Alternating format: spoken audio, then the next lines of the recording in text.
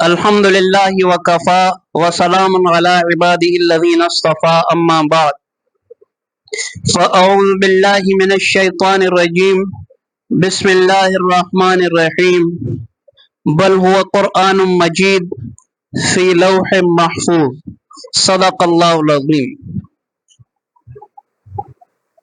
سلسلہ درس قرآن کا آغاز کیا جا رہا ہے اور اس سلسلہ درس قرآن کی یہ پہلی نشست ہے، اور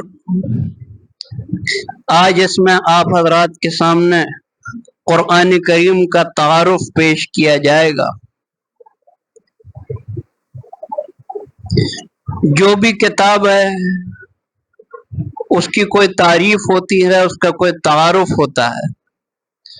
قرآن کریم کا بھی ایک تعارف ہے، قرآن کریم کی بھی ایک تعریف ہے۔ پھر یا تو وہ لغوی اعتبار سے ہوگی یا اصطلاحی اعتبار سے ہوگی۔ لغت کے اعتبار سے اور ڈکشنری کے اعتبار سے دو طبقے ہیں جنہوں نے قرآن کریم کا معنی بتایا ہے۔ ایک طبقہ یہ کہتا ہے کہ قرآن یہ اصل میں قراءت سے نکلا ہے اور اس کے معنی ہوں گے تلاوت کرنے کے، اسی لیے قرآن کریم پڑھنے والے کو قاری کہتے ہیں۔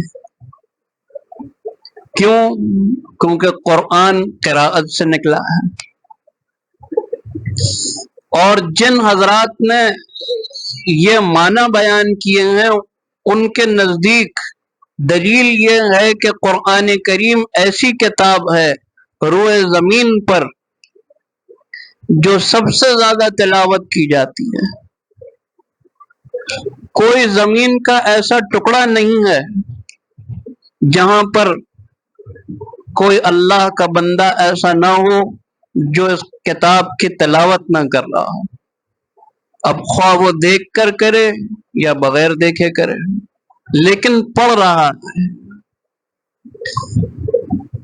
اسی چیز کو مد نظر رکھتے ہوئے ان حضرات نے قرآن کریم کی تعریف قراءت سے کی ہے،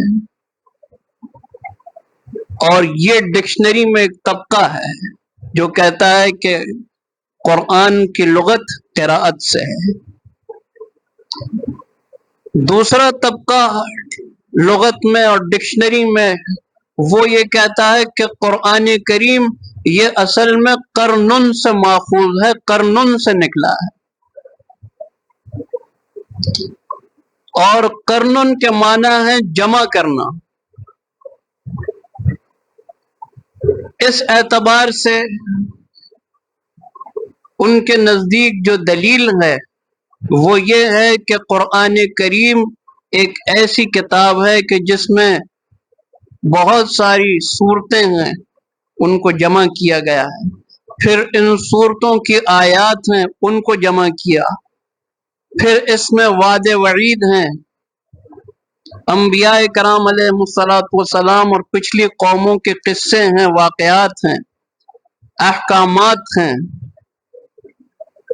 اور بہت سی چیزوں کا حکم دیا گیا ہے، بہت سی چیزوں سے روکا گیا ہے، بہت سے ممنوعات ہیں۔ ان سب کے مجموعے کو ایک کتاب کے اندر جمع کیا گیا ہے، اسی لیے اس اعتبار سے ان حضرات نے قرآن کریم کی لغت جو ہے اس کا مادہ قرنن سے نکالا ہے، کہ قرآن اصل میں قرنن سے نکلا،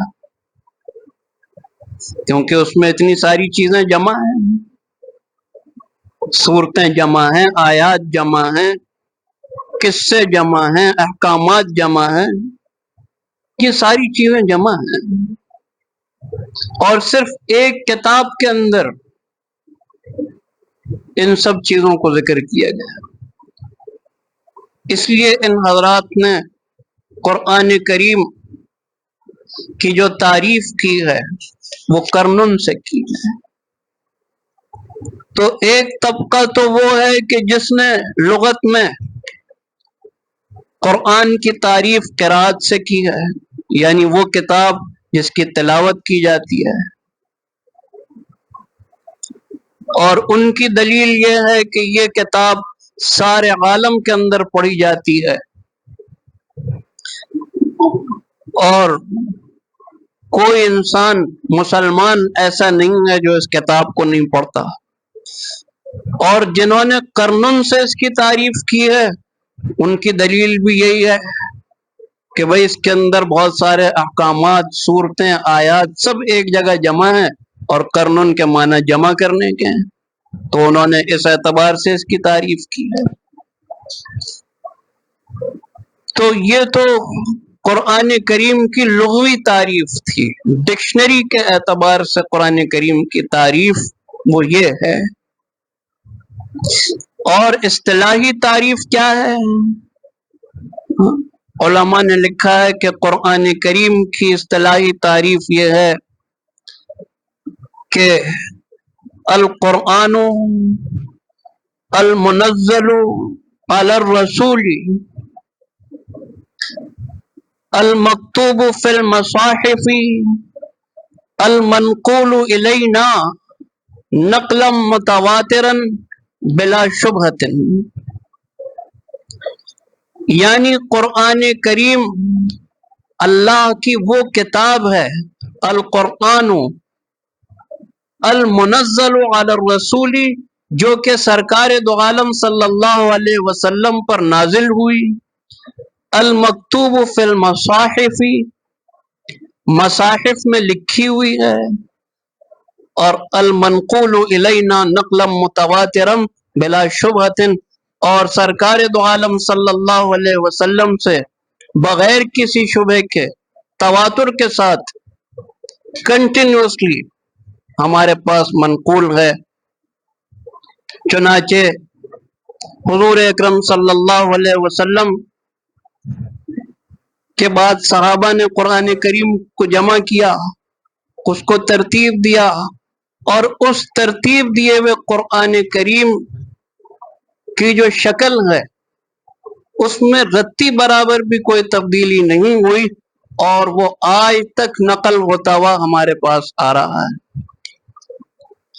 یہ قرآن کریم کی لغوی اور اصطلاحی تعریف تھی۔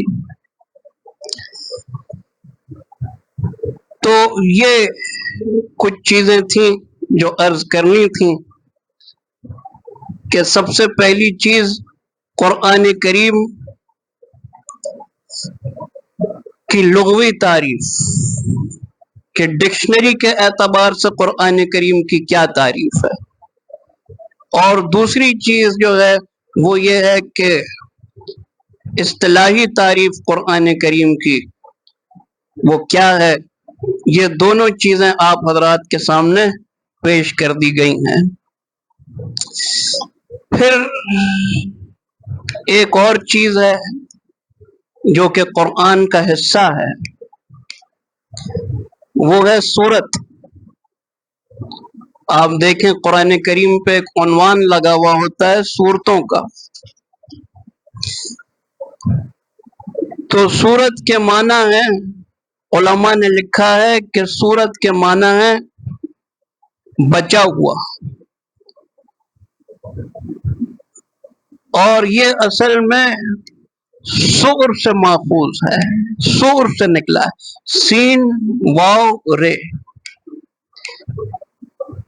اس کے معنی ہوتے ہیں کہ برتن میں کوئی چیز بچی ہوئی ہے۔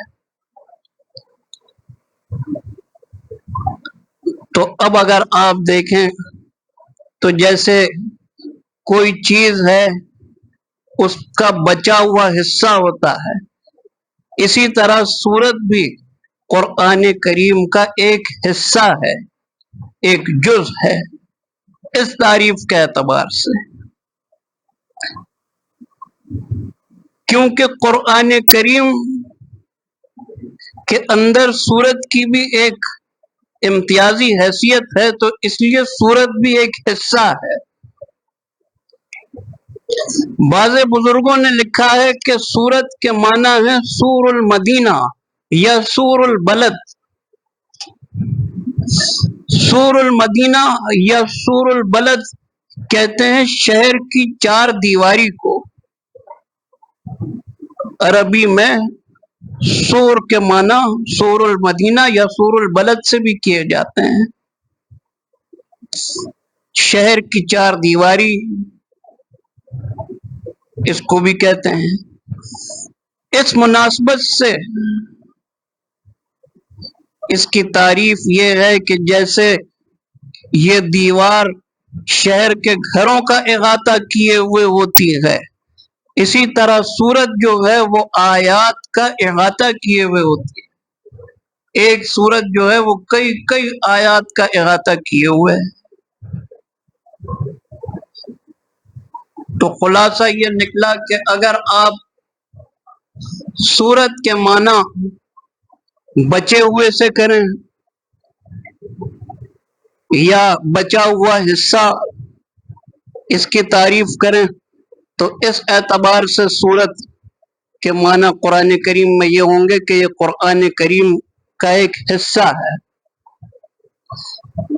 اور اگر آپ سور البلد یا سور المدینہ سے سورت کا معنی کریں گے تو اس اعتبار سے اس کے معنی یہ ہوں گے کہ جس طرح شہر کی چار دیوار جو کہ شہر کا احاطہ کیے ہوئے ہوتی ہے، اسی طرح سورت بھی جو ہے وہ آیات کا مکمل احاطہ کیے ہوئے ہوتی ہے.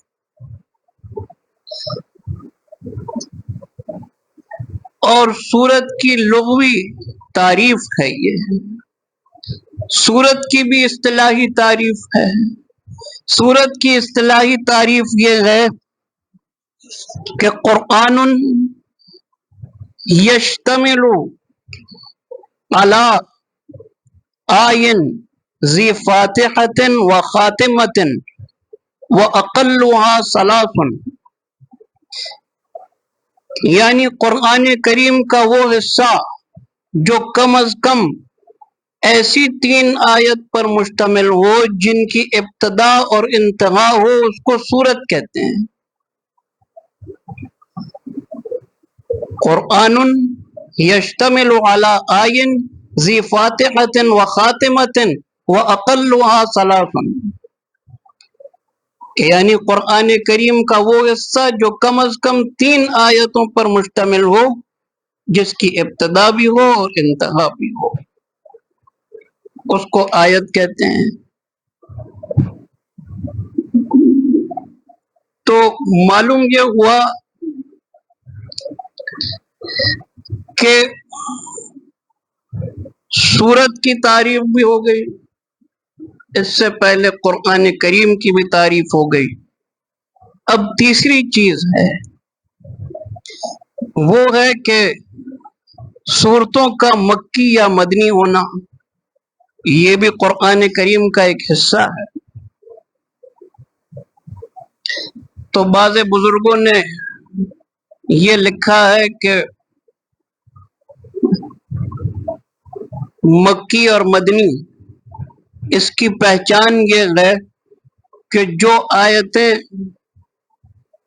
مکے میں نازل ہوئی ہیں وہ مکی ہیں، جو آیتیں مدینے میں نازل ہوئی ہیں وہ مدنی ہیں. بعض بزرگوں نے لکھا ہے کہ جو آیات ہجرت سے قبل نازل ہوئی وہ مکی، جو ہجرت کے بعد نازل ہوئی وہ مدنی. یہ بھی ایک تعریف ہے. بعض حضرات نے یہ لکھا ہے کہ